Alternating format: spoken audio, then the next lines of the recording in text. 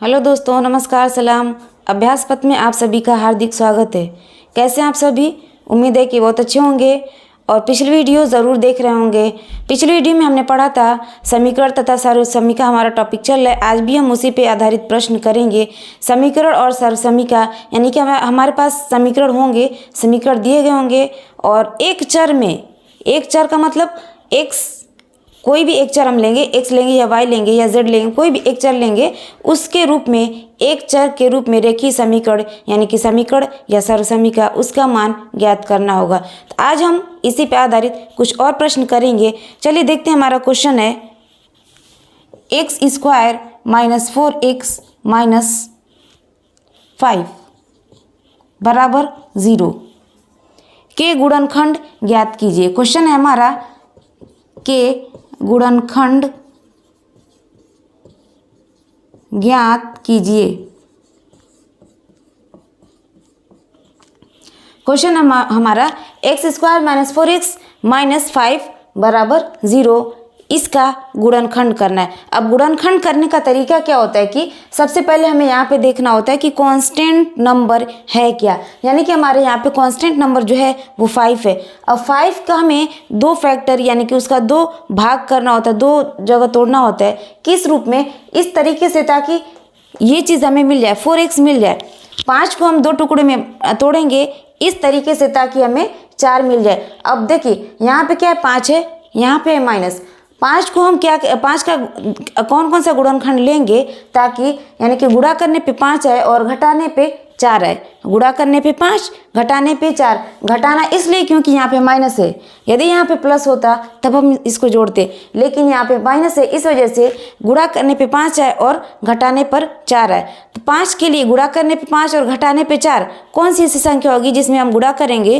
कौन सी ऐसी दो संख्या होगी जिसमें हम गुणा करेंगे तो 5 आएगा और घटाएंगे तो 4 आएगा। यानी कि 5 और 1, 5 एकम 5, 5 की गुणा 1 में करेंगे 5 एकम 5 और 5 में से 1 घटाएंगे तो 4 आएगा। यही दो गुणनखंड है। 5 के दो गुणनखंड 5 और 1, यानी 5 की गुणा हम 1 में करेंगे तो हमारा 5 एकम 5 होगा और 5 में से 1 घटाएंगे तो 4 होगा। काम हमें यही करना है, ऐसी दो गुणनखंड ढूंढना है 5 के जिनकी गुणा करने पे 5 आए और घटाने पर 4 आए। घटाना इसलिए क्योंकि यहाँ पे माइनस है। अब देखिए हमारे पास गुणनखंड मिल गया। अब हमें करना क्या है? एक्स स्क्वायर को कुछ नहीं करना, मतलब जैसे है वैसे लिख देना, इसमें कोई छेड़छाड़ नहीं करना।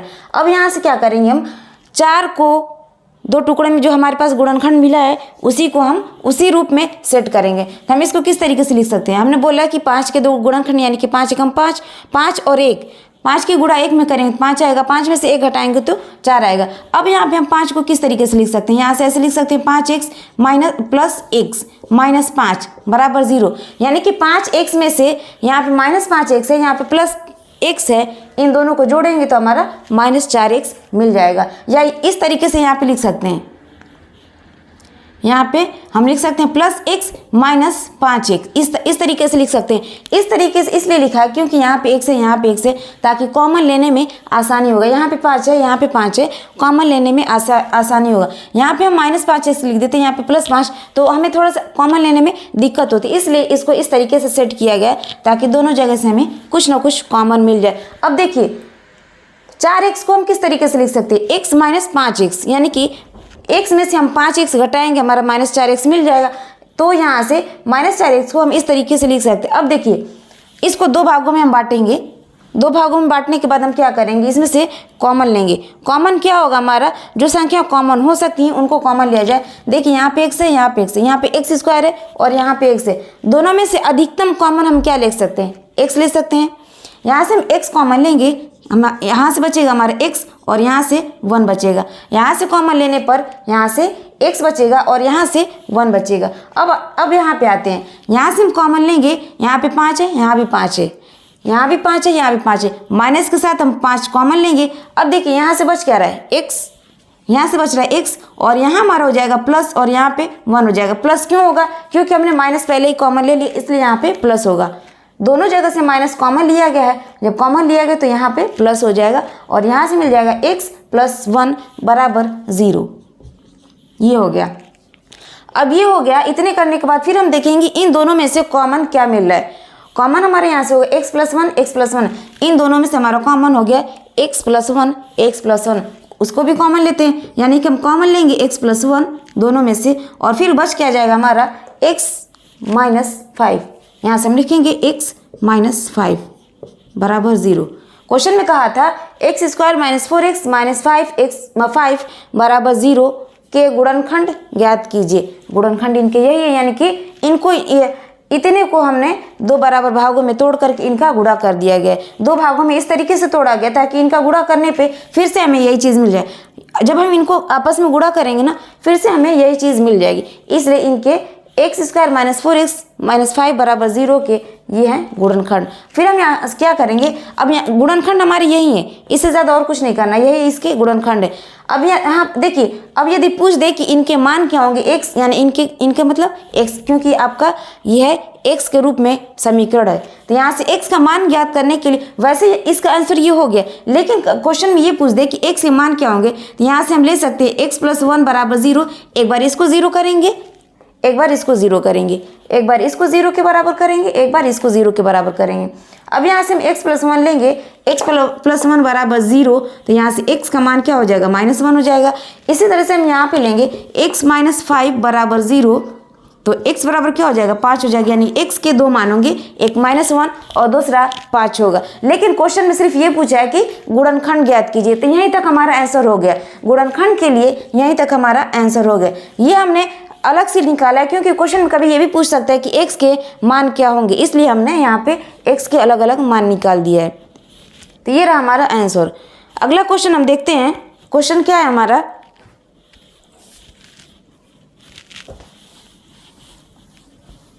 कभी कभी क्वेश्चन में ये भी पूछता है कि समीकरण दे दिया गया होगा और पूछेगा कि ये बताइए कि ये सजातीय है विजातीय है। ये बताने से पहले हमें ये जानना होगा कि सजातीय और विजातीय होता क्या है। सजातीय का मतलब एक जात की होना और विजातीय का मतलब अलग अलग जाति की होना। अब जाति से तात्पर्य ये भी है, मालूम है ये आपको, सजातीय का मतलब ये होता है कि जैसे एक ही जाति के जो भी संख्या होंगी वो सजातीय कहलाएंगी। जैसे कि x, यदि कोई संख्या x है तो जितनी भी संख्या दी गई होंगी वो x के रूप में ही दी गई होंगी, यानी कि जो भी 2, 3, 4 संख्या दी गई होंगी वो सब x के रूप में होंगी, या फिर y के रूप में होंगी तो सभी संख्या y के रूप में होंगी, या फिर z के रूप में होंगी तो सभी संख्याएं z के रूप में होंगी। तब ये सजातीय कहलाएंगी, यानी कि एक ही जाति की जो भी संख्या होंगी वो सब सजातीय कहलाएंगी। विजातीय संख्या क्या होती है कि अलग अलग जाति की होना, जैसे कि एक संख्या x के रूप में, दूसरी y के रूप में, तीसरी z के रूप में, सभी अलग अलग हो गई, x, y, z तीनों अलग अलग हो गए, ये हो गया विजातीय संख्याएं। अब क्वेश्चन इसी पे हम लेते हैं। क्वेश्चन है हमारा 9y² + 8y + 2 बराबर 0। अब यहाँ से पूछा है कि ये सजाती हैं या विजातीय पूछा है क्वेश्चन में, कैसा व्यंजक है। क्वेश्चन में सिर्फ यही पूछा है कि ये किस टाइप का व्यंजक है। क्वेश्चन है हमारा कि ये किस टाइप का व्यंजक है, यानी कैसा व्यंजक है। 9y² + 8y + 2 बराबर 0 पूछा है कि ये कैसा व्यंजक है। कैसे का मतलब इसकी जाति क्या है, इसकी जाति क्या है। अब जाति के लिए हमें पता करना होगा कि पहले हमें जाति मालूम करने की, जाति कितनी तरह की होती है। जाति दो तरह की होती है, एक सजाति होती है, एक विजाति हो जाता है। सजाति का मतलब होता है कि जितनी भी संख्या दी गई होंगी वो सब एक ही जाति की होंगी, मतलब उसका रंग रूप एक ही होगा। और विजाति का मतलब जो भी संख्या दी होंगी अलग अलग जाति की होंगी, ये अलग अलग रूप में होंगी। अब देखिए यहाँ से ये भी y के रूप में है, ये भी y के रूप में है। यहाँ पे कांस्टेंट नंबर है, इससे मतलब नहीं होता, कांस्टेंट का कोई मतलब नहीं होता है, कांस्टेंट से यहाँ पे कोई लेना देना नहीं। देखिए ये भी यहाँ पे हमारा y के रूप में है, ये सभी संख्याएं y के रूप में, इसलिए इसकी देखिए यहाँ भी y है, यहाँ भी y है, तो ये क्या हो गया, सजाती हो गई, एक ही जाति की होगी। यदि यहाँ पे x दिया गया होता, यहाँ पे x दिया गया होता, यहाँ पे y होता, तब ये विजाती हो जाता है, क्योंकि यहाँ पे x है, यहाँ पे y। लेकिन जब यहाँ पे y² के रूप में दिया गया, यानी कि यहाँ भी y है, यहाँ भी y है, दोनों एक ही जाति के हैं, इसलिए ये व्यंजक क्या हो जाएगा, सजाती हो जाएगा। ये व्यंजक सजातीय कहलाएगा।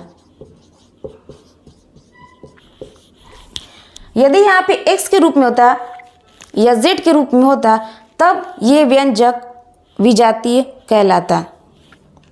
इस तरीके से इसमें क्वेश्चन बनते हैं, बहुत ज़्यादा कुछ नहीं होता है, बस सजाती विजाती। और सजाती विजाती का मतलब ये है कि जब x के रूप में अगर कोई समीकरण दिया गया हो, जिस यहाँ पे x है, यहाँ पे मतलब हर जगह x होना चाहिए, तब वो आपका सजाती होगा। या y के टर्म हो या z के टर्म में, किसी भी एक चर राशि ले लेंगे उसके टर्म में होगा तब वो सजाती कहलाएगा।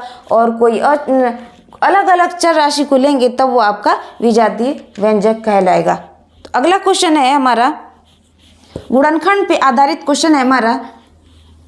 गुणनखंड करना हम आसानी से सीखेंगे, बहुत आसान होता है गुणनखंड ज्ञात करना।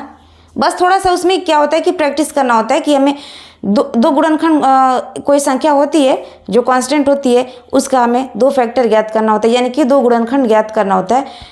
जब हमें गुणनखंड मिल जाएगा तो फिर आसानी से उस समीकरण का गुणनखंड हम ज्ञात कर सकते हैं। क्वेश्चन है हमारा x² - 8x + 7 = 0। क्या करना है? इसका गुणनखंड करना है। क्वेश्चन है हमारा ये x² - 8x + 7 के गुणनखंड ज्ञात कीजिए।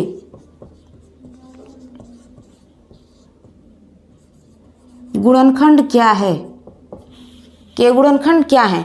क्वेश्चन है हमारे x² - 8x + 7 = 0 के गुणनखंड क्या है? इनका गुणनखंड करना है। गुणनखंड कैसे किया जाता है?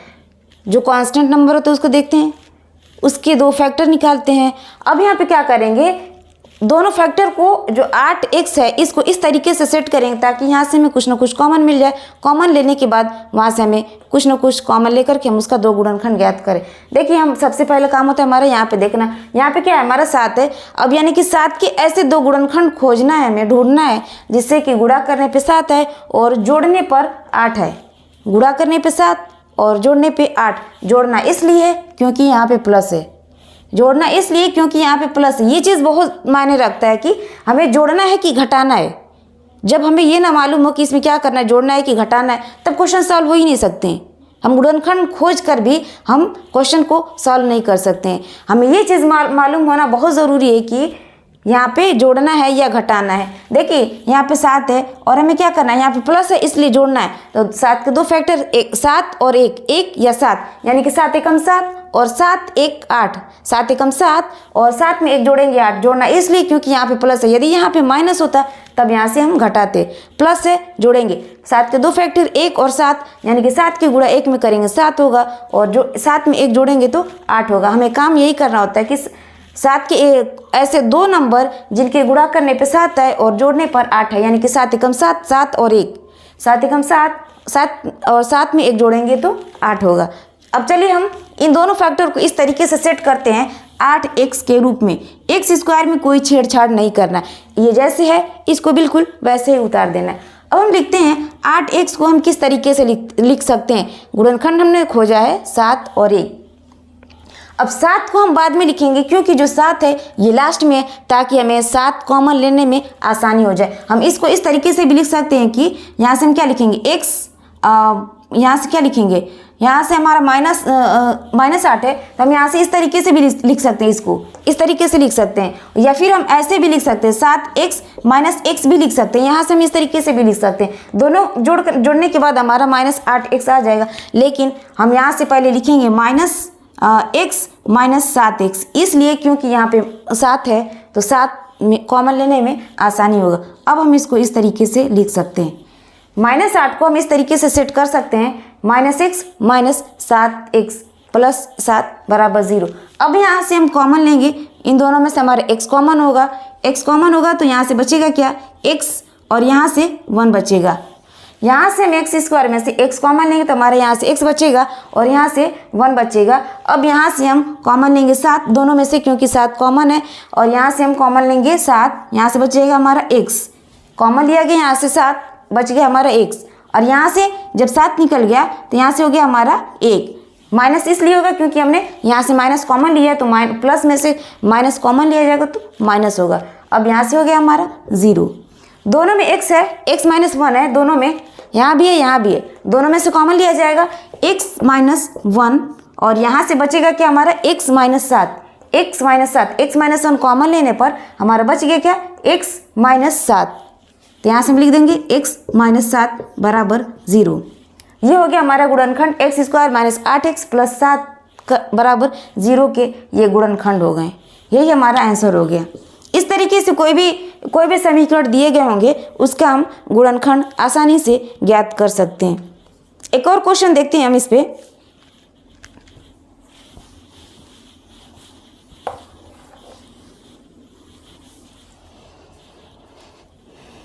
क्वेश्चन है हमारा, गुणा करना है x-7 और x-9 में गुणा करना है। x-7 और x-9 में गुणा करना है। अब हम क्या करेंगे, यहाँ से देखिए गुणा करना है। पहले एक संख्या को पकड़ेंगे, बारी बारी से इन दोनों में करेंगे। एक संख्या को पकड़ेंगे, बारी बारी से इन दोनों में करेंगे। इसकी गुणा इसमें करेंगे, x² हो जाएगा। इसकी गुणा इसमें, इसकी गुणा इसमें। पहले इसको पकड़ेंगे, इसके साथ गुणा करेंगे। x की गुणा x के साथ होगी तो x² होगा। फिर हम x की गुणा 9 में करेंगे। ये माइनस है, ये प्लस में है, ये माइनस है, ये प्लस में है। प्लस और माइनस मिल करके माइनस होता है, तो यहाँ से क्या हो जाएगा, 9x हो जाएगा।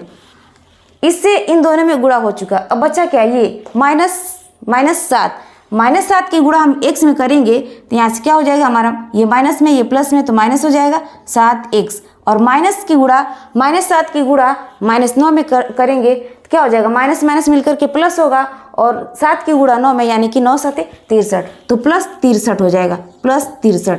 फिर से देख लीजिए, 7x की गुणा x के साथ करेंगे तो x² होगा। फिर x की गुणा 9 के साथ माइनस है, -9x। फिर इसकी गुणा इसके साथ, यानी माइनस है, तो -7x। और माइनस माइनस की गुणा होगी यहाँ पे, माइनस माइनस प्लस हो जाएगा। और 7 की गुणा 9 के साथ, 9 7 63। यही है गुणनखंड। इसी तरीके से जो भी संख्या दी गई होंगी उनका हम गुणनखंड आसानी से ज्ञात कर सकते हैं। गुणा करना है, जोड़ना है, घटाना है, और इससे ज़्यादा कुछ करना है नहीं। बहुत ही आराम से हम सीख रहे हैं, तो जितना आराम से सीखते चलेंगे, प्रैक्टिस करते चलेंगे, और भी कुछ अपने तरफ से आप लोग क्वेश्चन ढूंढ करके प्रैक्टिस कीजिएगा, क्योंकि बहुत ही अच्छे से समझाया जा रहा है। और वीडियो कैसी लगी आप लोग कमेंट बॉक्स में ज़रूर बताएं। उम्मीद है कि आपको वीडियो बहुत अच्छी लग रही होगी। तो पिछली वीडियो भी आप लोग ज़रूर देखिएगा, और वीडियो पसंद आए तो लाइक करें, शेयर करें और चैनल को सब्सक्राइब करें। मिलते हैं नेक्स्ट वीडियो में। जय हिंद।